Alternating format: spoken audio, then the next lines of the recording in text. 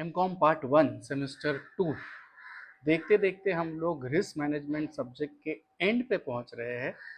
Right, chapter 4A which is risk measurement. चलो, risk management management management तो कर लेंगे, लेकिन मेजर ही नहीं करेंगे तो मैनेज क्या तंबोरा करेंगे? मेजर करना पड़ेगा। राइट, रिस्क क्या है, कितना है, कैसा है, कैसे मेजर करें, वो भी तो सोचना पड़ेगा। There should be different methods.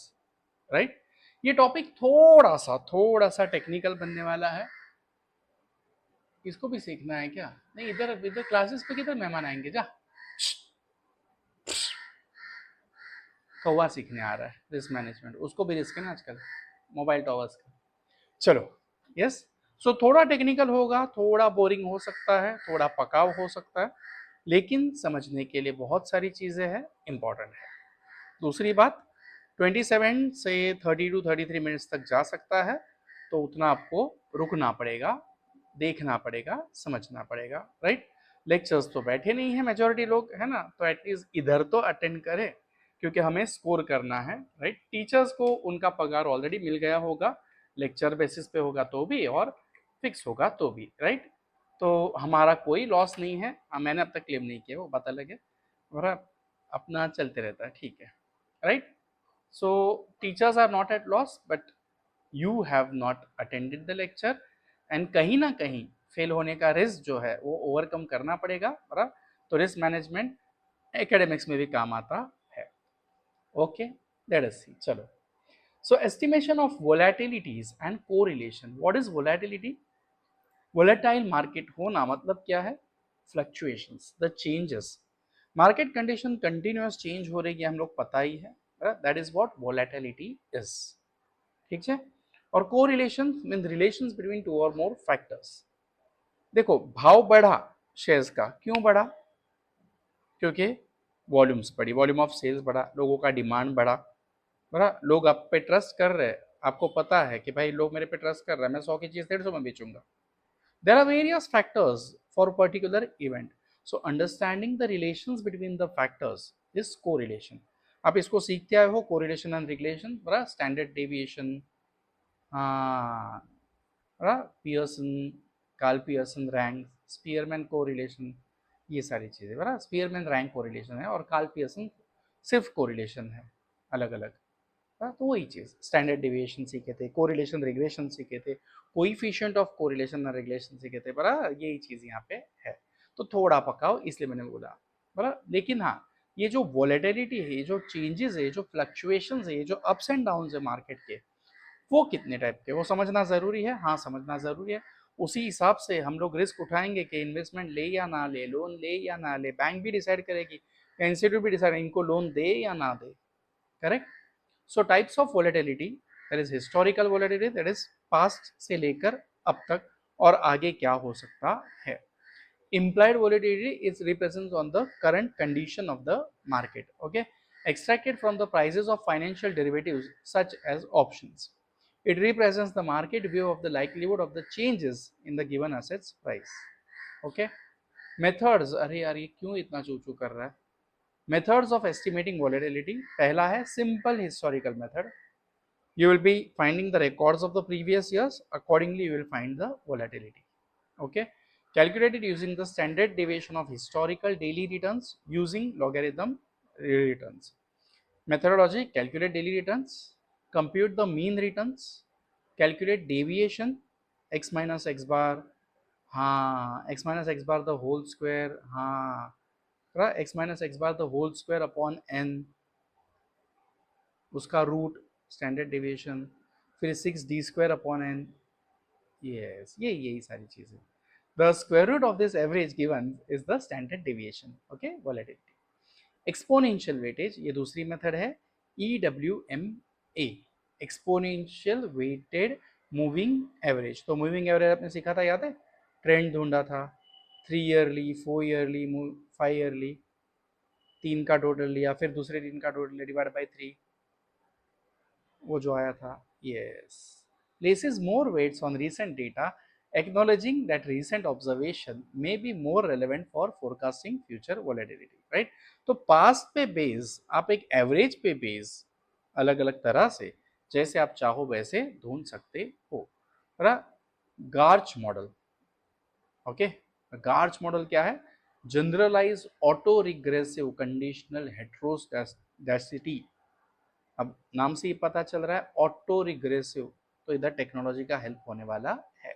Okay, useful for modelling time varying volatility and capturing phenomenon like volatility clustering. Okay, समझ में आया इतना? कोरिलेशन एस्टिमेशन, अब कोरिलेशन ढूंढना है तो किस बेसिस पे ढूंढो, है ना? स्पेशली आप फाइनेंस के साथ रिलेटेड हो ना, तो फाइनेंस लगेगा, मार्केट कंडीशन लगेगा, क्रेडिट स्टैंडिंग लगेगा, है ना? So what are the factors determining correlation estimation? तो सिग्निफिकेंस ऑफ फाइनेंस बहुत इंपॉर्टेंट है। कैलकुलेशन मेथड आप कौन सी ढूंढोगे? तो पियर्सन कोरिलेशन और Spearman rank. Okay, application to volatility term structure. Volatility term structure क्या है? Shows the relationship between the volatility of financial instruments and the time of maturity. Okay, तो ऑब्जेक्टिव आ सकता है, अगर है तो आई डोंट नो, मैंने पेपर देखा ही नहीं है, देखता हूँ अगर पास पेपर मिला तो। किसी के पास है पास पेपर तो शेयर कर देना, या होगा मेरे ग्रुप में भी होगा, मैंने भी शेयर किया होगा।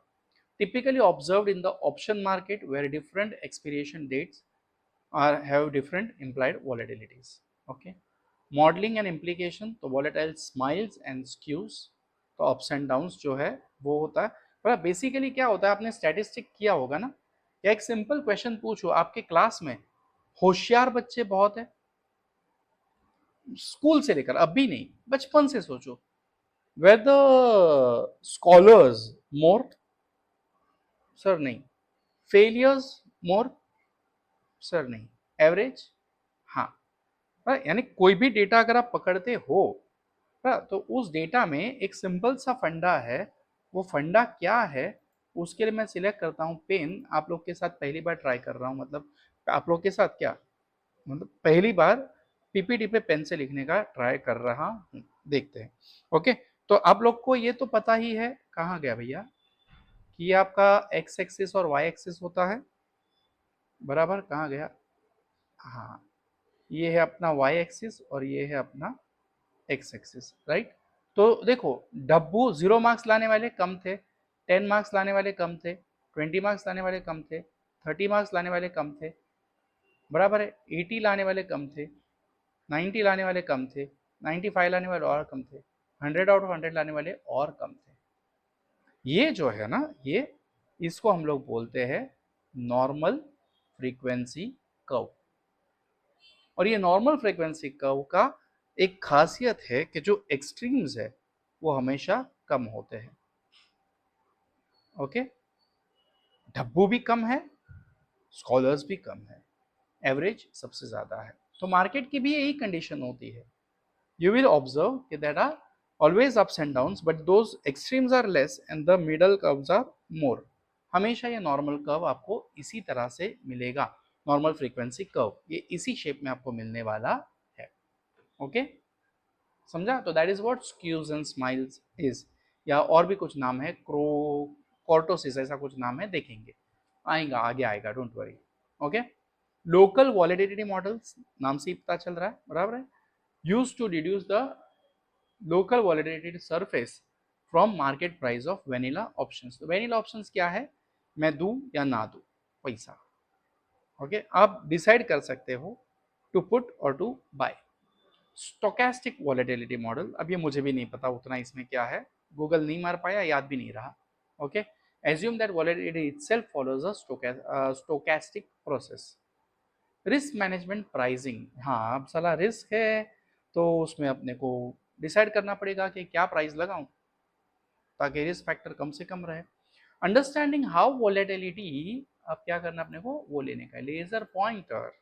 Okay, understanding how volatility changes over different time frames helps in more accurate pricing of option and other derivatives.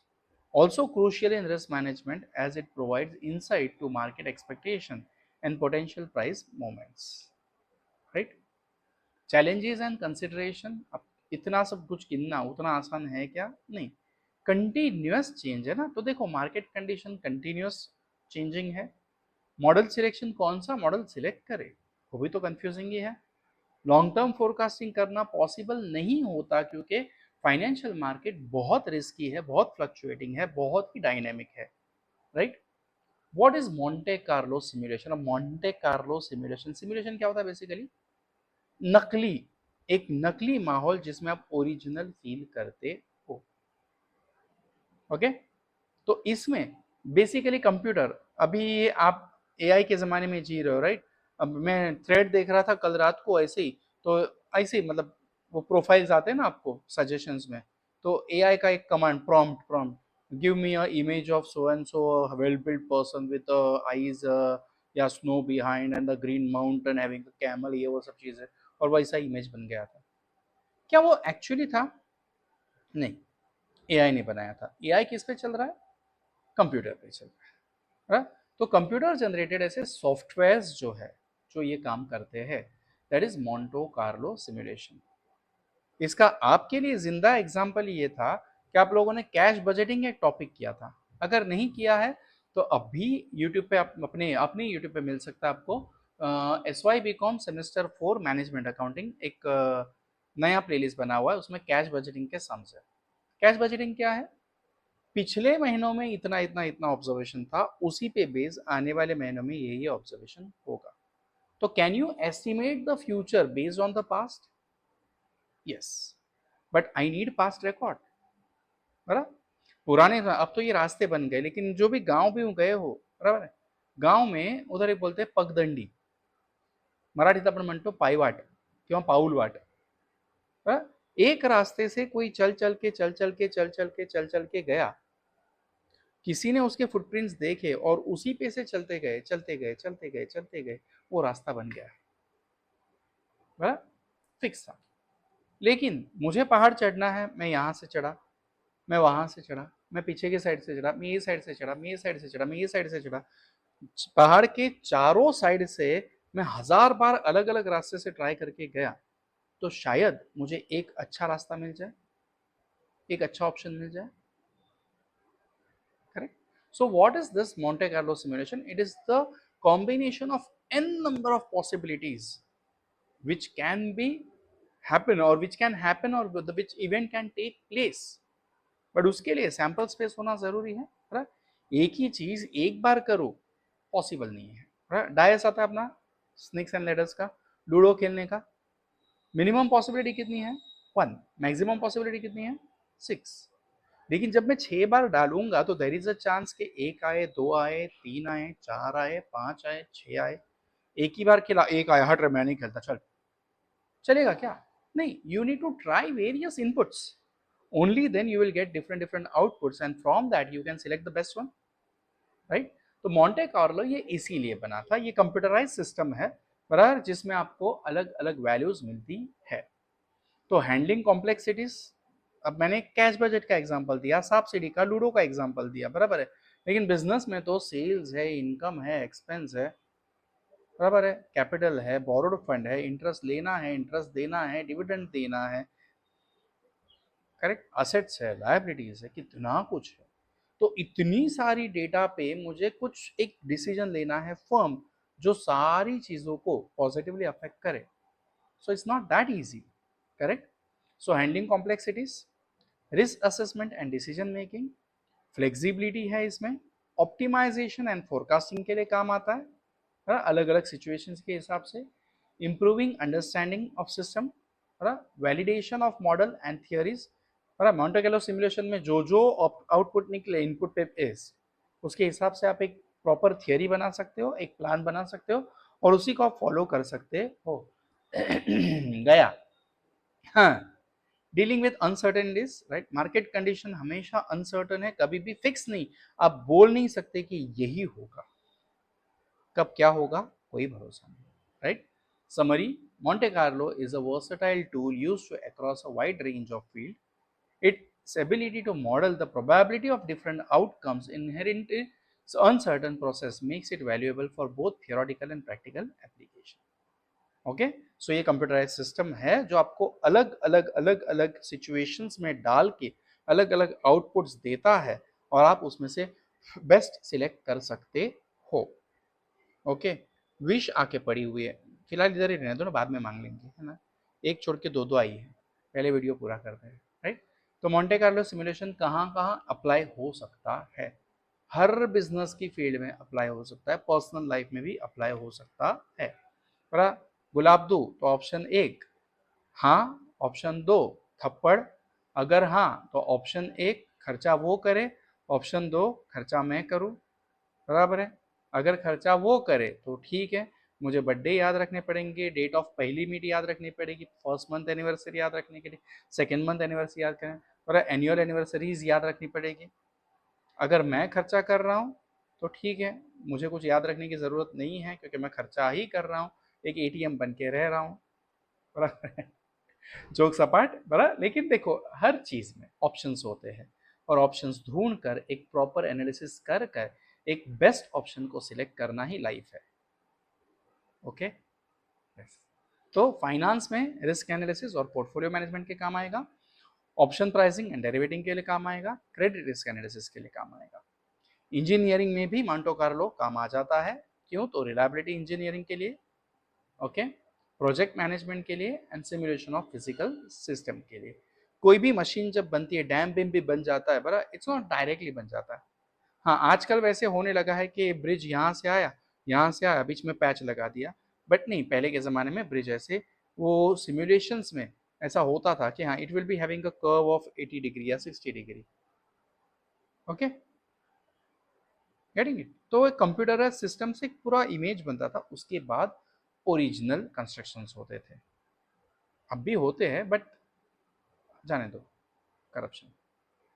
Science and research में भी काम आएगा, physical and chemistry, environmental science में, बायोस्टैटिक्स में, कंप्यूटर साइंस एंड आईटी में। ये तो बहुत ज़रूरी है, बराबर है? आप कोई भी सॉफ्टवेयर बनाओ, ऐप बनाओ, गेम्स बनाओ, तो ये ट्रायल एंड एरर बेसिस पे ही चलता है। Operations and supply chain management में काम आ जाता है, हेल्थ केयर में काम आता है। कोई भी ये बनता है अपना क्या बोलते हैं वैक्सीन, तो इट्स नॉट इमेजिड, हजारों लोगों पे पहले ट्रायल होता है, 1 2 3 साल के लिए ट्रायल होता है, उसके बाद वो वैक्सीन फाइनलाइज होता है। ओके, गेमिंग एंड एंटरटेनमेंट में, इंश्योरेंस में। Got it? How does the Monte Carlo simulation work? तो बेसिकली मैंने आपको पहले ही बता दिया कि ये पूरी तरह से कंप्यूटराइज सिस्टम है जो काम करती है। The basic principle of Monte Carlo simulation lies in randomness. एक फिक्स नहीं, अलग अलग अलग अलग अलग ऑप्शन, उसमें से कोई भी एक। The lack of an definite plan और order. It describes the statistical behavior of a moving point in an enclosed system, which eventually passes through the every possible location in an ergodic system. This form of basic Monte Carlo simulation, where computers run numerous simulations to produce an eventual outcome of different inputs. Example, 6 sided dice मैंने आपको बताया एक, बराबर है? तो एक ही चीज सिर्फ 100 तरह से करूँ या 10,000 तरीके से करूँ, 10,000 तरीके से करूँ तो शायद मुझे ज़्यादा आउटपुट मिले, शायद मुझे ज़्यादा ऑप्शंस मिले, right? The Monte Carlo simulation compare to machine learning. तो आजकल आपका मशीन लर्निंग बहुत ही काम कर रहा है, पर इसके ऊपर मैं कुछ ना बताऊं तो चल जाएगा। You people are already aware about machine learning, फिर वो आईओटी, फिर वो डेटा एनालिसिस, ये सब चीज़ें आप लोग तो पढ़ते ही रहते हो यहाँ वहाँ। की components of Monte Carlo simulation, एक प्रॉब्लम डेफिनेशन, प्रॉब्लम क्या है वो एग्जैक्टली पता होना चाहिए। अकॉर्डिंगली अलग अलग तरह के सिमुलेशंस बनाने, random number generations, probability distribution, आप मीन, मीडियन, मोड क्या कैलकुलेट करने वाले हो, शॉर्ट टर्म के लिए, लॉन्ग टर्म के लिए, वो सब नॉर्मल है, लॉन्ग रन लॉग नॉर्मल है, यूनिफॉर्म है, बाइनोमियल है या पॉइसन है। Models of the science system develop करो कि आप कौन सी सिस्टम में अपना प्रोसेस चलाने वाले हो। सिमुलेशन रन्स परफॉर्म करो, डेटा कलेक्शन एंड एनालिसिस करो, जो भी डेटा आपको मिल रहा है उसका एनालिसिस मीन से करो, मीडियन से करो, मोड से करो, स्टैंडर्ड डेविएशन करो, रिग्रेशन कोरिलेशन एनालिसिस से करो। There are different statistical values that you can find. Validation and verification, बराबर है, बराबर। इंटरप्रिटेशन ऑफ रिजल्ट, रिजल्ट जो भी निकले हैं उसको इंटरप्रिट करके समझ कर फिट कर लो। सेंसिटिविटी एनालिसिस, अगर ये नहीं हुआ तो वो भी तो देखो, बराबर है? किस हद तक ये सही है, किस हद तक सही है। नॉर्मल जो मैंने ग्राफ आपको बताया था, नॉर्मल डिस्ट्रीब्यूशन कर्व, उसके अकॉर्डिंगली आउटकम है या नहीं है, वेरिएबल्स है या नहीं है, वो देखो, बराबर। Monte Carlo simulation in practice, yes, हर जगह होता Monte Carlo simulation uses computerized system to run each enough iterations to produce outcomes that mimic real life results. Random number of generation recreate the inherent uncertainties of input parameters, producing unpredictable sequence of random number. Okay, step क्या है Monte Carlo का? पहला, establish the mathematical model, आपको कौन सी value ढूंढनी है. Determine the input values, कितने input आप देने वाले हो, and all those things. Create a sample data set, जैसे कि 10 लाख 1 लाख, वैसे high level of data set होना बहुत ज़रूरी है, तभी आप अलग अलग ऑप्शंस के आउटपुट ढूंढ सकते हो. Setup the Monte Carlo simulation software, analyse the result, software ने जो भी रिजल्ट दिए उसको एनालाइज करो. बड़ा एनालाइज करके अप्लाई करो और उसके ऊपर रिव्यू लेते रहो. चैलेंजेस इन मॉन्टे कार्लो, अब देखो लाखों इनपुट चाहिए, तो is it that easy? No. बराबर है. Dependence on input value, computational power अच्छी होनी चाहिए, linear value at risk. Okay, and concept of value at risk क्या है भैया? कितना रिस्क इसमें हो सकता है, ये टेक्निकली सॉफ्टवेयर ने दिया हुआ है, so not worry as such, आपको दिमाग लगाने की जरूरत नहीं. Value at rate, that is VAR, risk, is a statistical technique used to measure the quantify the potential loss in value of a portfolio over a defined period in confidence interval.